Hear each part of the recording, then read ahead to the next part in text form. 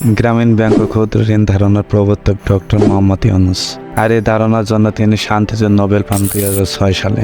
এই ক্ষুদ্র ঋণ ধারণার মূল লক্ষ্যই ছিল ক্ষুধামুক্ত বিশ্ব গড়া। শান্তিতে নোবেলজয়ী ডক্টর মোহাম্মদ ইউনূস বিশ্বজুড়ে আলোচিত তার 3-0 তত্ত্বের জন্য। সেগুলো হচ্ছে দারিদ্র্য, বেকারত্ব, কার্বন নিঃসরণ শূন্যে নামিয়ে আনা। আজকে অনুসন্ধান 365-এর আলোচনার বিষয় 3-0 বা 3-0 তথ্য। ডক্টর মোহাম্মদ ইউনূসের 3-0 তথ্যের বিষয়ে আমরা জানার চেষ্টা করব। 3-0 তথ্যের প্রথমটি হচ্ছে দারিদ্র্য। দারিদ্রতা হচ্ছে প্রয়োজন অনুযায়ী একজন মানুষের যে চাহিদা বা বাঁচার জন্য যে পরিমাণ অর্থ প্রয়োজন তার চাইতে কম রোজগার করাকে দারিদ্রতা বলা হয়।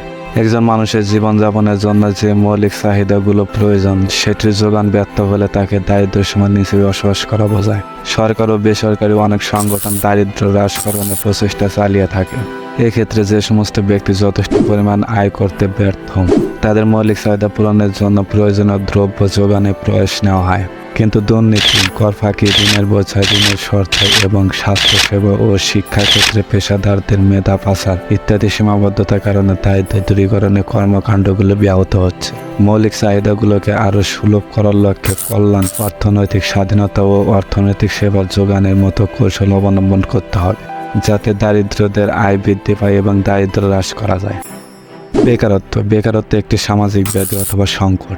দেশে প্রচলিত মজুরিতে মানুষের কাজ করার ইচ্ছা থাকা সত্ত্বেও যখন তাদের পর্যাপ্ত সুযোগ থাকে না সেই পরিস্থিতিকে বেকারত্ব বলে। বেকারত্ব দিন দিন বেড়েই চলেছে, আর যে কোনো দেশের জন্য বেকারত্ব সমস্যার জন্য সে দেশের অর্থনৈতিক ক্ষতি হওয়ার সম্ভাবনা অনেক গুণ বেড়ে যায়। আর এই পরিস্থিতিতে বেকার সমস্যার সমাধানের জন্য ডক্টর মোহাম্মদ ইউনূস বলেন, চাকরি নয় বরং নিজেদের উদ্যোগী হতে হবে। আর দেশের উদ্যোক্তা বৃদ্ধির মাধ্যমে যে কোনো দেশের বেকারত্ব সমস্যার সমাধান করা সম্ভব।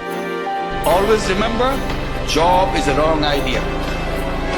Don't ever look for a job.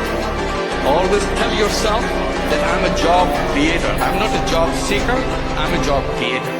So be a job creator.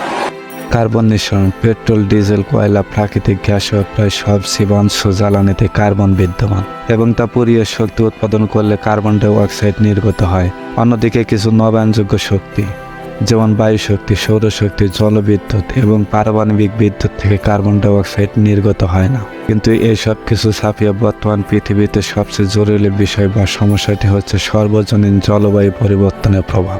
জীবাশ্ম জ্বালানির প্রধান দুটি পদার্থ কয়লা আর ডিজেল। এই দুটি পদার্থের ব্যবহার এখন পৃথিবীর সবচেয়ে বেশি, ফলে কার্বন ডাই অক্সাইড নিঃসরণ বেড়ে গেছে মারাত্মকভাবে।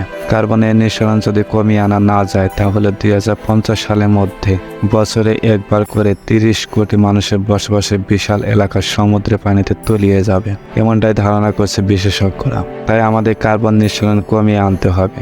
ডক্টর মোহাম্মদ ইউনূসের মতে এই তিনটি সমস্যার সমাধান করে শূন্যর কোঠায় নামিয়ে আনতে পারলে আমরা গড়তে পারবো সুন্দর একটা পৃথিবী।